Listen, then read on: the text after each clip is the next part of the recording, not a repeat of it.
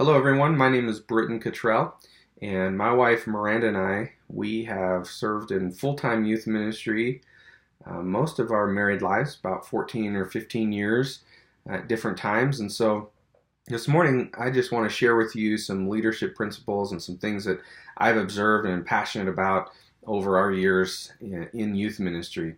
And today, my category is going to fall under balancing youth ministry with a personal life. I do think it's possible, believe it or not, for you to have a personal life while having a successful youth ministry. And so the things I'm going to share with you are things that I've observed or heard from other mentors that have spoken in my life. Not all of this is my own. I didn't create this, but it's things that I've learned or even things that I've observed in my own personal life. So let's talk about balancing youth ministry and personal life.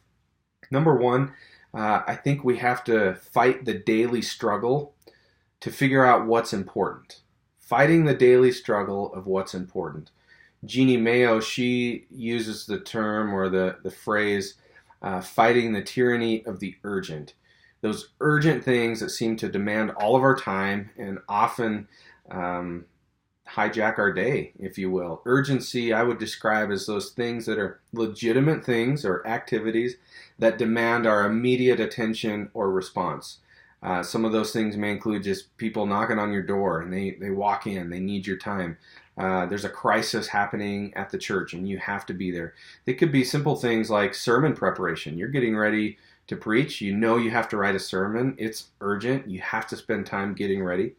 Maybe you're getting ready and setting up for youth ministry that evening or a youth function. Those are the urgent things that always are there. And they also happen in our personal life. You have children that have sporting events or you have to be at their school, different things like that. They're urgent and they're always there. And then I would call the other category important things.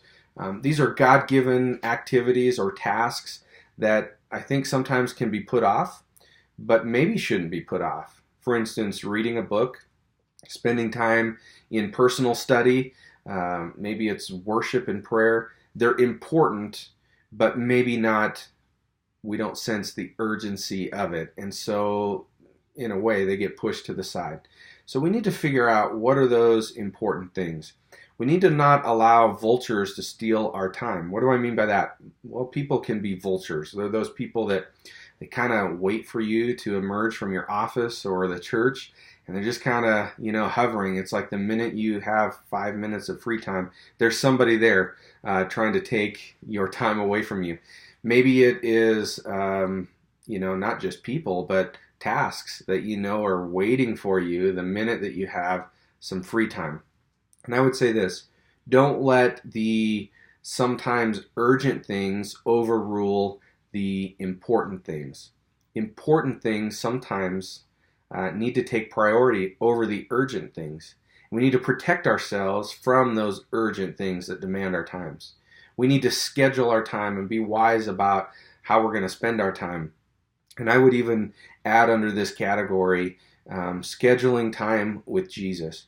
As a youth pastor, I think that there are many things that we can focus on and we can work hard at. But if you are not spending time with Jesus, if you don't have that personal time with Him, then I think we're doing a great disservice to our whole, youth ministry. And of course, even to our personal life. We will schedule things that are important to us. You'll schedule lunches, you'll schedule meetings, you'll schedule sporting events or whatever it is. And we all have one of these, little smartphones usually. And maybe some of you are really good about scheduling your calendar and planning things out. But when you schedule it, what's important? What are you putting on there that requires you to move something around? Maybe you're good at spending time with Jesus every morning at 6 a.m., but tomorrow you have to be at a breakfast. And so you bump that time or you move it and you say, well, I'll just do it later in the day. And then the day comes about and urgent things pop up and you end up not spending time with Jesus.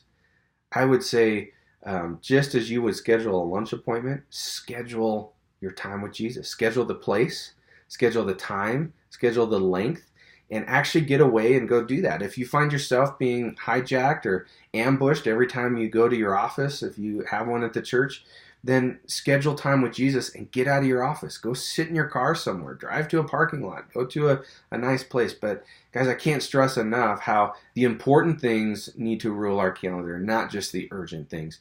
John 17:4, Jesus, he says these words as he's praying, and he's speaking of himself. He says to God, he says, I have brought you glory on earth by completing the work you gave me to do. And I think the most important thing we can do is complete the work that God has given us to do. So, number one is kind of a long one, but fight the daily struggle to figure out what's important. Number two, avoid the either or life. Don't put yourself in a box that either you have a good ministry or you have a personal life. In my family, my wife and I, when we got married, we decided that we weren't just going to have ministry be a career path for us. That ministry was not just something we did. Ministry was who we are. So even in our personal life, we have ministry. Even in those times when maybe you're in between jobs or something, you're still in ministry. It's who you are. And you can develop those habits that allow you to be somebody who definitely has a personal life but is still in the ministry as well. Number three, set priorities and goals. It's amazing how many youth pastors I've talked with that don't set priorities and goals for their life. Have priorities and goals, not just task-oriented, but people priorities. Who do you spend your time with? Who is demanding most of your attention? Do you have mentors? Do you have somebody that you spend time with that encourages you? Do you have somebody that you're accountable to? And then within those priorities that you set, have goals. You know, youth ministry, it's a priority. But what are your goals in youth ministry? What kind of youth ministry do you want to have? Don't just fly by the seat of your pants and go, well, man, that youth ministry, they're creating cool videos, so cool videos is now going to be our priority. Don't fall to that urgent feeling of you have to do this until you understand what your goal is.